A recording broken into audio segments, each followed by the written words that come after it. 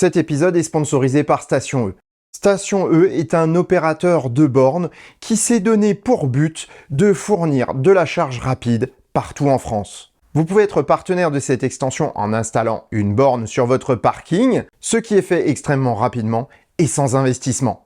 Mais vous pouvez également devenir client de Station E. La carte Station E vous permet d'accéder au réseau propriétaire de l'opérateur à des tarifs intéressants, mais vous pouvez également utiliser cette carte dans les réseaux nationaux ou internationaux tels que Ionity par exemple.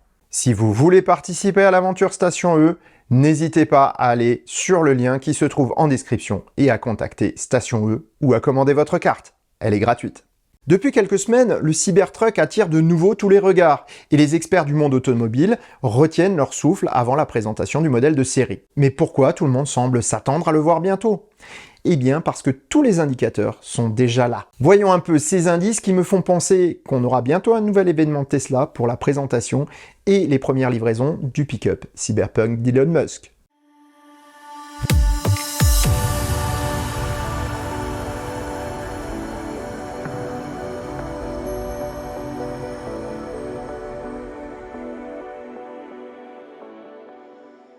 Et surtout, n'oubliez pas de vous abonner au Choucroute Garage et d'activer la petite cloche pour avoir toutes les notifications. Pour bien comprendre où en est le projet Cybertruck, je vais passer en revue les informations et rumeurs qui ont fuité ces dernières semaines. Les annonces officielles d'Elon Musk lors de la présentation des résultats du troisième trimestre 2022 nous ont mis l'eau à la bouche. Le statut du projet est en effet passé de « en développement » à « en outillage », ce qui signifie que la chaîne de production se construit en ce moment même. De plus, Elon a annoncé la provenance des batteries. C'est l'unité de Keto Road en Californie qui répondra à la première demande puisque l'unité de production d'Austin ne peut pas encore le faire. Voyons maintenant les autres indices.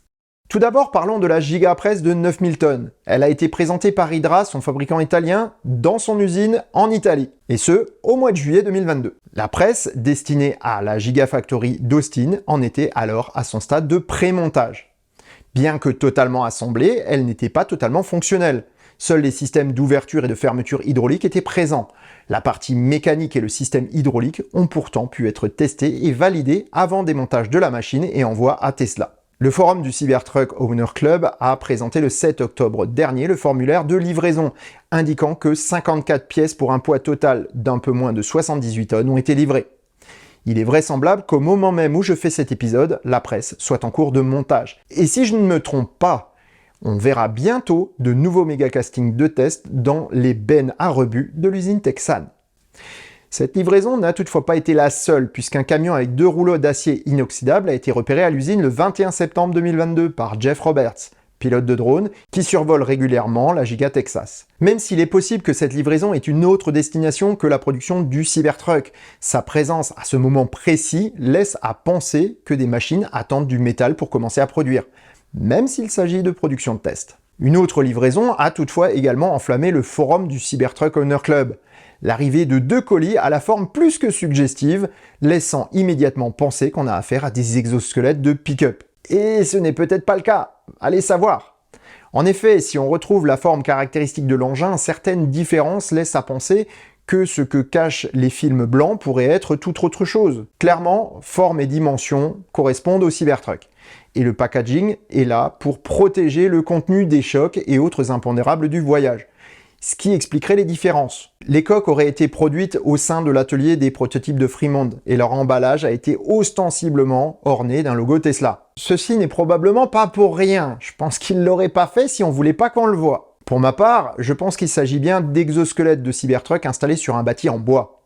Comme les caisses en blanc de modèle Y vues à Berlin avant le démarrage de la production, leur fonction est de permettre de développer les différentes phases de la fabrication à l'usine. Je pense même que les 2 paquets contiennent 2 coques différentes et non identiques. L'une d'elles serait complète, avec ses soubassements et l'ensemble des pièces en version prototype, et l'autre vide, attendant les gigacastings définitifs sortis de la presse pour être complétés. Ainsi, la benne couverte accompagnant les 2 coques pourrait contenir une partie des éléments permettant d'assembler cette seconde coque incomplète. La caisse complète permettra déjà de travailler sur l'assemblage final du véhicule sans attendre que des coques complètes sortent du reste du processus. Petit ajout de dernière minute, Et je le rajoute quelques minutes avant de publier la vidéo, qui était d'ailleurs pas prévue aujourd'hui non plus, mais bon, voilà. De nouvelles photos des paquets bien plus rapprochés ont été faites à l'intérieur de la Giga Texas. Et là, on se rend compte qu'on a effectivement affaire probablement à une caisse en bois renforcée par de l'acier. Qu'est-ce qui est à l'intérieur de cette caisse? On n'en sait vraiment rien, puisque ça pourrait très bien être une caisse de Cybertruck, ou alors ça peut être par exemple un bâti sur lequel on va poser les pièces pour les centrer, les positionner, j'en sais rien. Alors par contre, ce qu'on a découvert, c'est le nom qui est apparu sur le plastique en plus du logo Tesla. Et la société qui a mis son logo est une société d'ingénierie, mais également de fabrication, qui dispose elle-même de centres de production de pièces, on va dire, prototypes ou en toute petite série, ce qui pourrait vraiment corroborer la fabrication de l'une ou l'autre pièce, c'est-à-dire une coque ou alors un bâti. Quel que soit le contenu de la caisse, en tout cas, il doit très probablement avoir une importance capitale pour l'avancée de la mise en production du Cybertruck, et surtout, Tesla veut le faire savoir. Donc entre toutes les informations officielles données par Tesla et Elon Musk, et les informations officieuses qu'on peut glaner de la Giga Texas, tous les feux sont au vert pour une présentation du produit fini. Très bientôt. Et j'ai vraiment hâte d'y être. Et sur ces bonnes paroles, je vous souhaite bonne route et vous donne rendez-vous demain pour un nouvel épisode du Choucroute Garage. Portez-vous bien. Ciao.